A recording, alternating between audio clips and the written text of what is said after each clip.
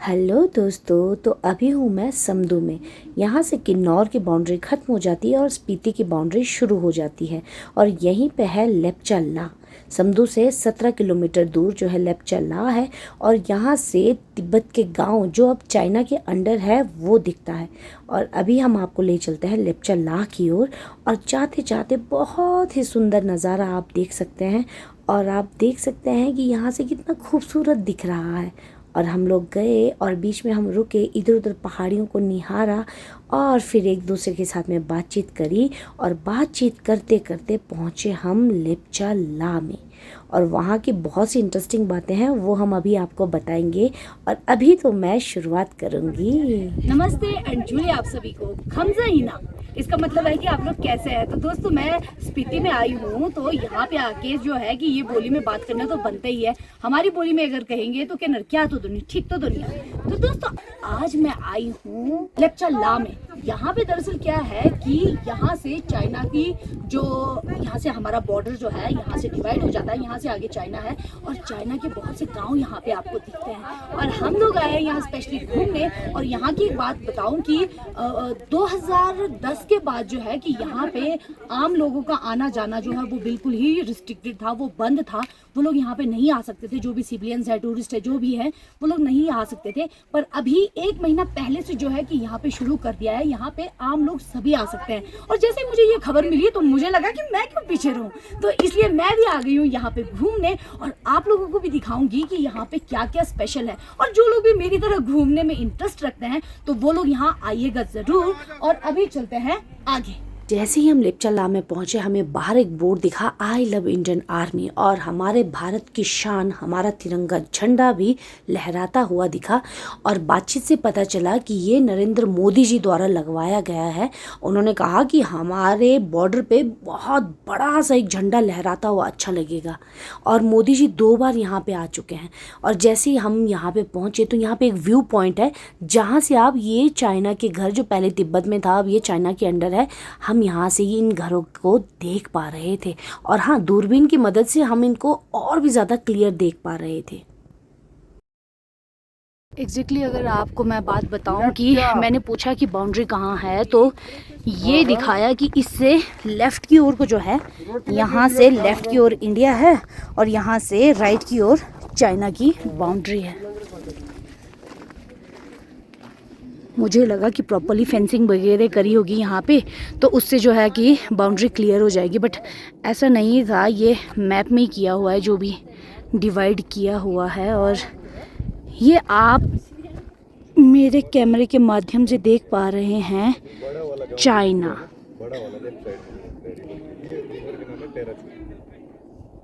ये जो सबसे बड़ा वाला गांव है वो कौन सा है? ये है चुरुफ। चुरुफ। और उसके साथ में देखो राइट में थोड़ा सा दिख रहा है, देखो। हाँ जी, हाँ जी। ये कौन सा है? ये है गुमर। गुमर।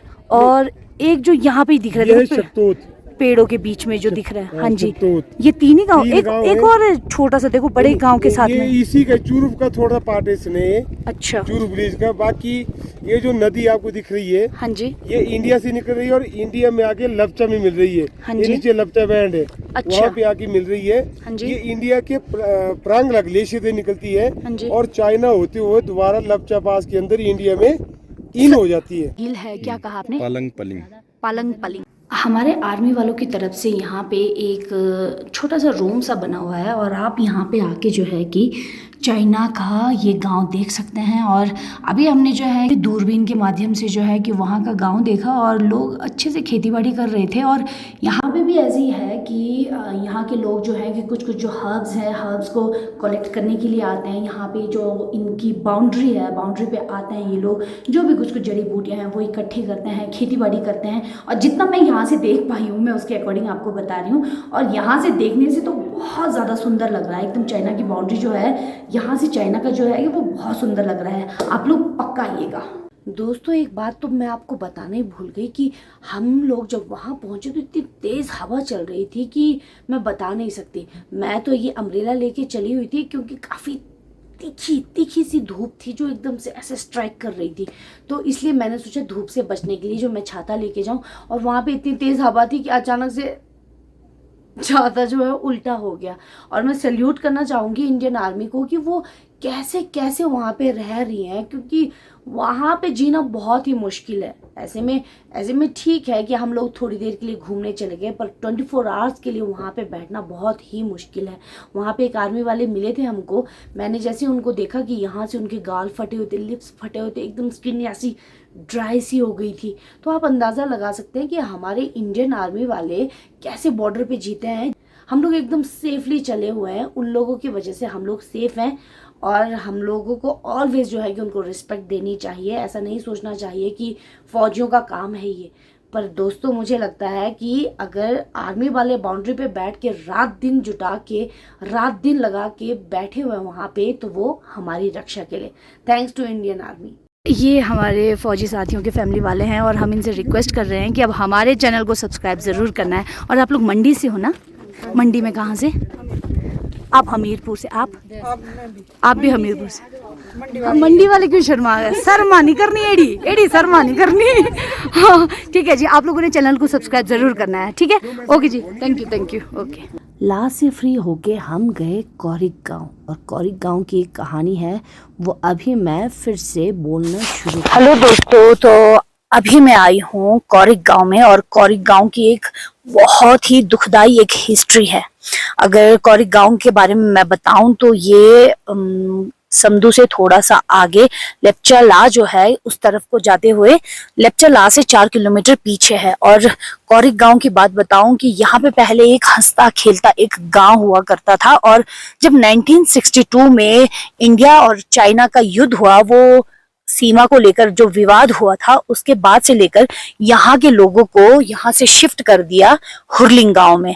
तो दोस्तों यहाँ पे वो उसके कुछ अवशेष यहाँ पे दिखे मुझे, उस छोटे छोटे घरों के, और इनको देखकर मैं एकदम इमोशनल हो गई कि आप समझ सकते हैं कि अगर आपको आपकी जगह से उठा के कहीं और भेज दिया जाए तो उनको सरवाइव करना ठीक है, बट वो एक इमोशनली अटैचमेंट होता है ना अपने अपने घर से। क्योंकि जिस घर में हम रहते हैं, घर का मतलब ये पत्थर ईंट रेत बजरी से बना हुआ महल नहीं है, उसका मतलब भावों से जुड़ा हुआ एक घर है, जहाँ पे हम पूरा परिवार जो है मिल बांध के रहते हैं, खाते पीते हैं, जहाँ पे हमारा बचपन बीता हुआ है।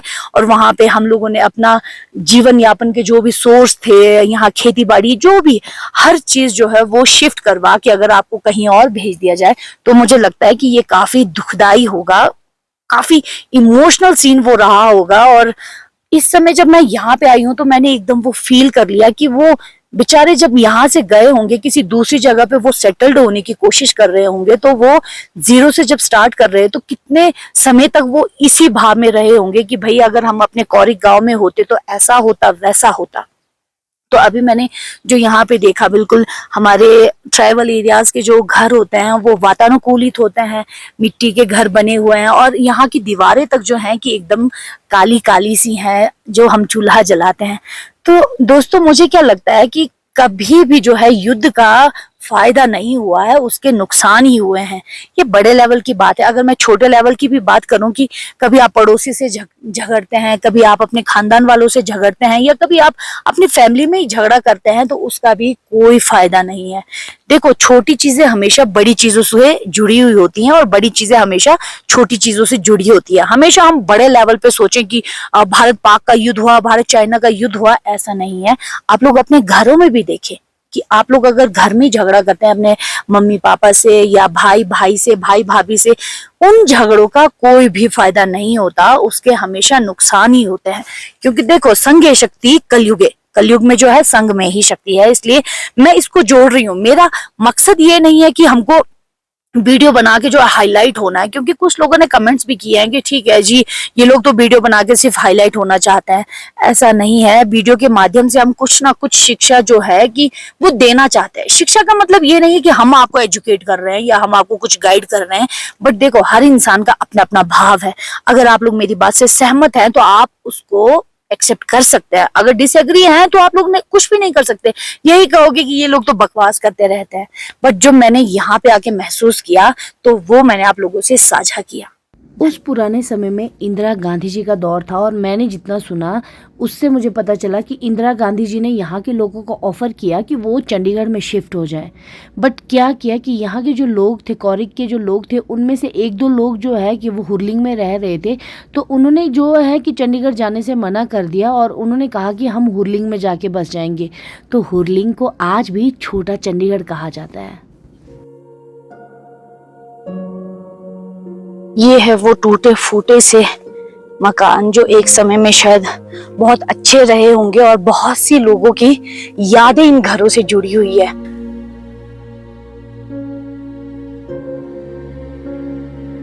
ये मैंने सुना कि अभी जो है कि ये जो अवशेष तो हैं, जो भी हैं बचे हुए, ये कुछ तो यहाँ पे कुछ गिरफ्त वाले लोग भी रह रहे थे, पर उनको जो है कि यहाँ से उठा दिया गया क्योंकि यहाँ पे फिर से प्लान है कि यहाँ पे स्पीति वालों को फिर से यहाँ पे जो है कि अगर कोई यहाँ आके फिर से बसना चाहता है तो वो बस सकता है।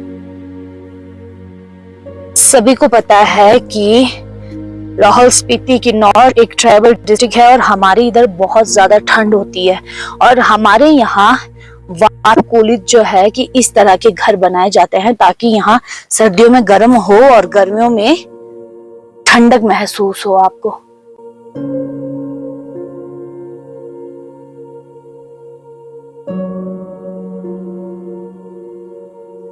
दोस्तों, ये सब दिखाने का मकसद सिर्फ यही नहीं है कि हम लोग अपने YouTube के लिए कोई कंटेंट ढूंढ रहे हैं या Facebook, इंस्टा के लिए कुछ कंटेंट ढूंढ रहे हैं कि हमको पॉपुलैरिटी की कोई चिंता है। बट बात ये है कि अगर हम कंटेंट क्रिएट कर रहे हैं, हम कुछ दिखा रहे हैं आपको, तो उसके साथ में एक मैसेज भी बनता है।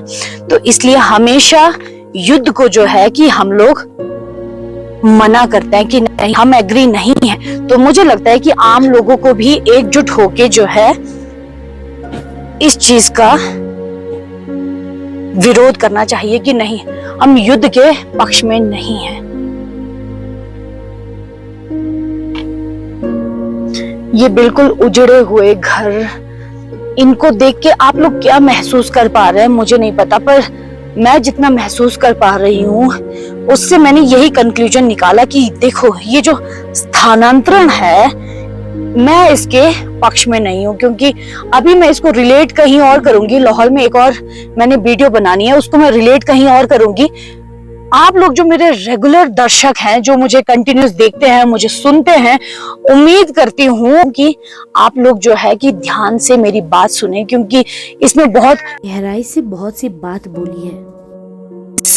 कौरिक वाले इस ब्लॉग को देखेगा और लेक्चर का जो ब्लॉग होना है इसको देखेगा, तो उसके बाद में मैं अपने लाहौल की कुछ एक बातें हैं जो आप लोगों से डिस्कस करूंगी, तो आप लोग शायद मेरे भाव समझ पाओ।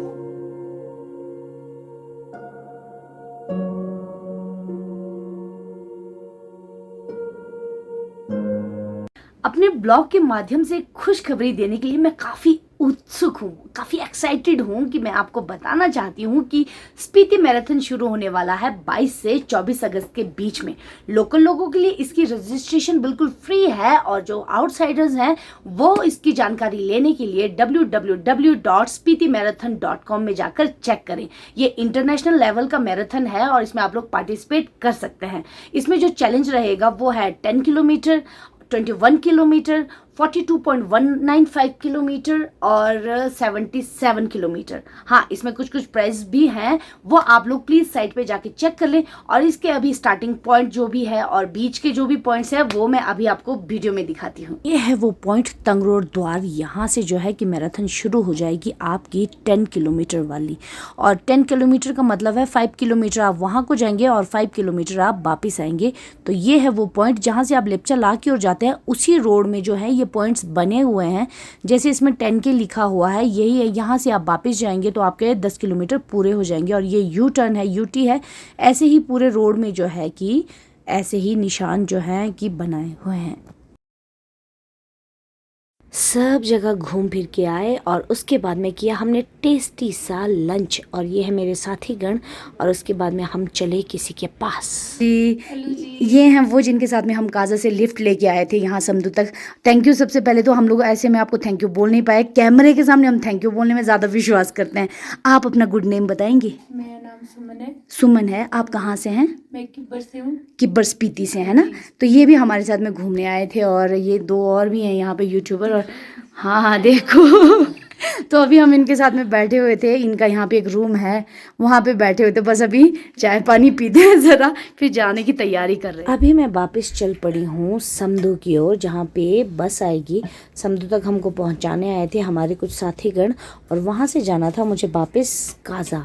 मुझे एक पुलिस वाले अंकल ने लिफ्ट मांग के भेजा एक गाड़ी में और आप यकीन नहीं मानोगे मैं अकेले ही चली गई इनके साथ में। मैंने ज़िंदगी में कभी किसी से लिफ्ट नहीं मांगी है। तो ये एक अच्छे कपल थे, मैं इनके साथ में गई यहाँ से लेकर। ये गुजरात की गाड़ी थी और मैं इनके साथ में चलती गई।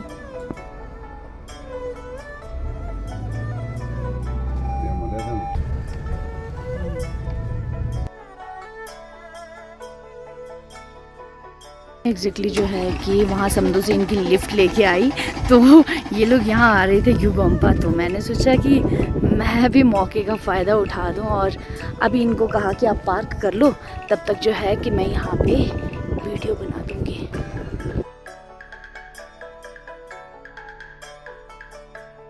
पहले मैं एक इंट्रोडक्शन ले लेती हूँ आपका, है ना। आप दोनों अपना नाम बता सकते हैं? मेरा नाम विश्रुता पटेल है। हाँ जी। और मेरा नाम मितेश पटेल है। आप दोनों गुजरात से हैं स्पेशली घूमने, स्पीति वैली, और आपने किन्नौर भी घूम लिया शायद, है ना। हाँ तो मैंने इनसे लिफ्ट लिया है तो अभी हम लोग मिल के जो है कि ग्यू गोम्पा देखने जाएंगे। हाँ जी चलिए चलिए देखते हैं यहाँ की क्या खासियत है और वो पूरा जो है कि हम इस वीडियो में आपको बताएंगे। यहाँ पे एंट्रेंस है और ये कुछ रूल्स हैं जो आप लोगों को दिखाए जाएंगे और रूल्स कहीं के बने हों तो उसका पालन करना जो है कि हर सभ्य नागरिक का कर्तव्य है। चलो यहाँ पे आके मुझे एक मम्मी दिखी और इसको एक छोटे से एक ग्लास के इस बॉक्स के अंदर रखा गया था और मैंने सुना कि ये संघा तेंजिन नाम की एक मॉन्क थे, उनकी मम्मी है और इसको लगभग 500-600 साल हो गए हैं। ये 500-600 साल पुरानी एक मम्मी है। इसको कोई भी टच नहीं कर सकता, ये जस्ट बॉक्स के अंदर है और हम लोग बाहर से ही फ़ोटो खींच सकते हैं।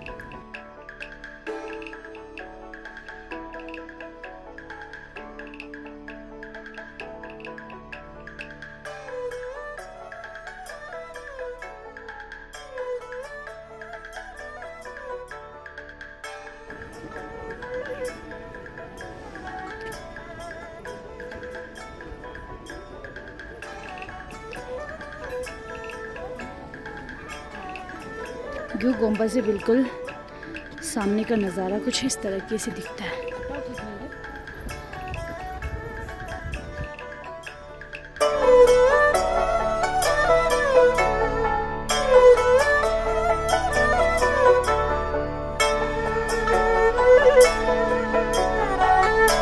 यहाँ से ऊपर जाने के लिए भी है और आज मेरा थोड़ा सा पैर मुड़ गया था बट फिर भी मैं जा रही हूँ। ऊपर तो और भी लोग हैं।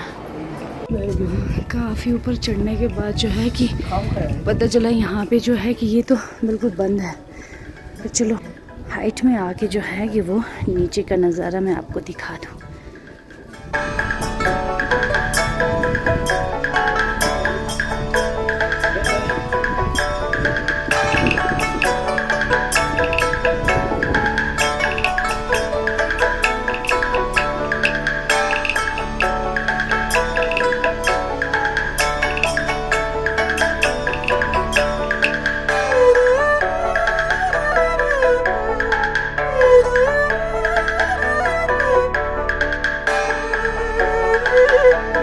अब यहाँ हाइट से जाना है मुझे वापस। आज मेरे पैरों की हालत ठीक नहीं है बट रिस्की गर्ल हूँ, रिस्क तो लेना बनता है। ज़िंदगी में रिस्क नहीं लिया तो लिया क्या। ये आप देख सकते हैं कि टूरिस्टों की कमी नहीं है यहाँ पे। और यहाँ से उतरना भी खाला जी का बाड़ा नहीं है।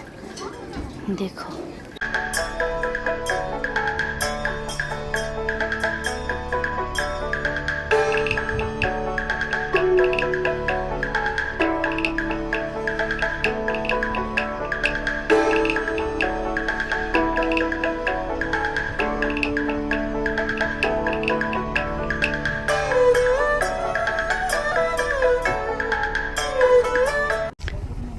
अभी हम वापस चल पड़े हैं।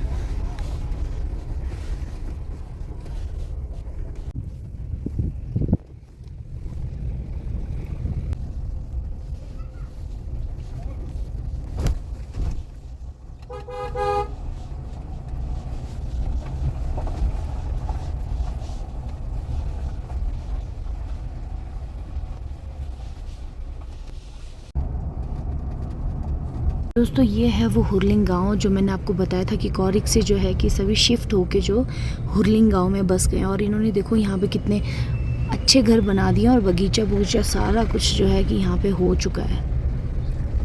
ये सभी कौरिक वाले जो हैं कि यहाँ पे आके बसे हुए हैं।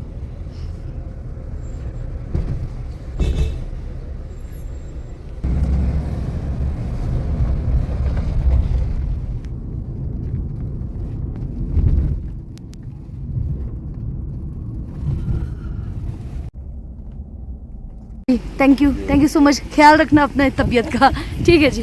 Okay okay bye bye. इन्होंने मुझे अभी यहाँ ताबो तक छोड़ दिया। मैं यहाँ पे वेट करूँगी लिफ्ट लेने का। देखते हैं किससे लिफ्ट लेती हूँ। खूबसूरत ताबो को आप मेरी नज़र से देखेंगे तो समझेंगे कि क्या मज़ा है यहाँ। ताबो से आगे जो है कि मेरी हिम्मत ही नहीं हो रही थी कि मैं किसी से लिफ्ट मांग सकूं। हिम्मत करके मैंने 4-5 लोगों को हाथ मारा और नो रिस्पॉन्स। कुछ लोगों ने कहा कि वो वहीं के लोकल हैं, कुछ लोगों की गाड़ी जो है वो फुल थी। एट लास्ट जो है एक और गाड़ी आई और मैंने इतना बड़ा दिल किया और हाथ मार ही दिया।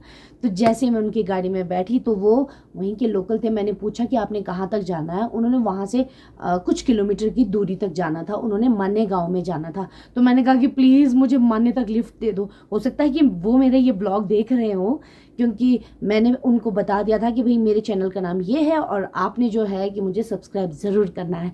तो उसके बाद में फिर मैंने उनसे रिक्वेस्ट भी करी कि टैक्सी टुक्सी का कुछ हो सकता है क्या। तो उन्होंने कहा कि टैक्सी मिलना तो बहुत ही मुश्किल है। ताबो जैसी जगह पे टैक्सी होती भी है तो बहुत कम होती है, रेयर होती है। तो मैंने उनसे रिक्वेस्ट करी कि प्लीज़ मैं आप ही को पे कर दूंगी, आप मुझे प्लीज़ वहाँ तक छोड़ दो। उन्होंने कहा कि चलो ठीक है देखते हैं। और मैंने हाँ एक और ऑप्शन रखा कि प्लीज़ ऐसा करना कि देखना कि अगर किसी गाड़ी वाले से आप लिफ्ट मांग के मुझे भिजवा सकते हो काजा तक तो वो भी ठीक है, क्योंकि उनके मने गांव से लेकर काजा लगभग 19-20 किलोमीटर था। तो वो उनके लिए काफ़ी दूर था। और हाँ जब हम उनके साथ में जा रहे थे, गाड़ी में हम बैठे, तो उसके बाद में बातचीत करते करते पता चला कि वो भी लेपचला से आ रहे हैं। तो मैंने कहा अरे मुझे पता होता कि आप उधर से आ रहे हैं तो मैं वहीं से लिफ्ट ले लेती, डायरेक्टली माने तक लिफ्ट मिल जाती। पर खैर गुजरात वालों ने भी काफ़ी अच्छा ही साथ दिया। तो मैं उनसे जो है लिफ्ट मांग के वहाँ पहुँची थी। सडनली मुझे आगे से गाड़ी दिखी, एक गाड़ी आगे चली हुई थी, एक ने ओवरटेक किया हमको। तो मैंने कहा कि प्लीज़ ऐसा करते हैं कि इनको ओवरटेक करते हैं, फिर पूछते हैं कि ये कहाँ जा रही है। वो HP का नंबर था, HP कुछ था, मुझे एग्जैक्टली याद नहीं। तो मैंने कहा कि प्लीज़ इनसे लिफ्ट मांग के दे दो मुझे। तो उसके बाद में उन्होंने कई स्टोरियाँ सुनाई मुझे बीच में, और स्पीति के बारे में मैंने बहुत कुछ पूछा और उन्होंने मुझे बहुत अच्छे से समझाया भी। और उसके बाद में उन्होंने जो रफ्तार बढ़ाई दोस्तों, आप यकीन नहीं मानोगे, रफ्तार ऐसी बढ़ाई कि हमने उस गाड़ी वाले को ओवरटेक कर दिया। पंच थी उनकी जो HP कुछ 21 या कितनी थी, उनकी गाड़ी को हमने ओवरटेक कर दिया। तो मैंने उनसे भी रिक्वेस्ट करी, उसमें 4 बॉयज़ थे। तो मैंने रिक्वेस्ट करी कि प्लीज़ मुझे अर्जेंट है, मुझे तो काजा पहुंचना है, क्योंकि अगले दिन जो है मुझे कुल्लू की ओर निकलना था, क्योंकि शूट था हमारा। तो मैंने रिक्वेस्ट करी और मैं उनकी गाड़ी में दुबक दुबक के काजा तक बैठी। मेरी हिम्मत ही नहीं हुई कि मैं उनसे कुछ बात भी करूँ। काजा पहुँच के मुझे एकदम हिम्मत आ गई। तो मैंने उनसे पूछा कि आप कहाँ से। बोला कांगड़ा से। मैंने कहा ओ कांगड़ा से, मुझे पहले ही बात कर लेनी चाहिए थी। मैंने कहा मैं थोड़ी सी कॉन्शियस हो गई थी, इसलिए मैं ज़्यादा बात नहीं कर पाई। तो हाँ दोस्तों, इतनी सारी बातें करके आपको बोर करने का मेरा मकसद नहीं है। मेरा मेन मकसद यही था कि दुनिया में अच्छे लोग भी हैं। हम हर समय ये नहीं कह सकते कि कलयुग है, कुछ बुरे हैं, ये हैं। दुनिया में ऐसे अच्छे लोग भी हैं, मैं उनको थैंक यू, वर्बली तो मैंने उनको थैंक यू बोल दिया, बट अभी वीडियो के माध्यम से जो है कि देखो जितने भी व्यूअर्स हैं उनके सामने मैं उन लोगों का थैंक यू करना चाहूँगी। मन्ने के जो थे, मन्ने गांव के जो थे, जिन्होंने मुझे लिफ्ट दी, और वो 4 बॉयज़ जिनकी गाड़ी कांगड़ा की थी, उनको भी मैं थैंक यू कहना चाहूँगी कि आपने मेरा ऐसे बुरे समय में जो है कि साथ दिया। और मैं रात के लगभग 8:30-9 बजे के करीब जो है काजा पहुँची हूँ, और उन्होंने मेरे इतना साथ दिया, उसके लिए thank you so much guys, thank you. दोस्तों, अभी मैं आई हूँ सपना भंडारी होम स्टे में। वो जो सपना भंडारी जी का एक होम स्टे था वो खत्री चौक के पास में, और इन्हीं का एक और होम स्टे भी है यहाँ बस स्टैंड के साथ में। तो ठीक है, मुझे तो काफ़ी पसंद आया, और आप लोग भी जब भी स्पीति आएँ तो सपना भंडारी जी को जो है कि सेवा का मौका दें। तो ये है सपना भंडारी होम स्टे का जो सेकंड वाला होम स्टे है जो मैंने आपको अभी दिखाया। और देखते हैं, वैसे आपका नाम क्या है? मुन्ना, प्यार से मुन्ना, गुस्से से? गुस्से से कुछ भी नहीं है। ऐसे रियल नेम क्या है आपका? आशीष है। हाँ ठीक है, आशीष जी के हाथ का खाते हैं आज, देखते हैं। देखने में तो टेस्टी सा लग रहा है, क्योंकि उधर तो हमने सोनू जी के हाथ का खाया ना। अच्छा, यहाँ अब कंपेयर करती हूँ मैं अब आपके हाथ का और सोनू जी के हाथ का। ठीक है, तो दोस्तों आपको मेरा ये ब्लॉग कैसा लगा प्लीज़ मुझे कमेंट बॉक्स में ज़रूर बताएं। और जो भी नए लोग मेरे इस वीडियो को देख रहे हैं वो मेरे चैनल को सब्सक्राइब ज़रूर करें, और इस वीडियो को ज़्यादा से ज़्यादा शेयर करें, लाइक करें, कमेंट ज़रूर करें। Thanks for watching, bye bye, मिलते हैं हम नेक्स्ट ब्लॉग में।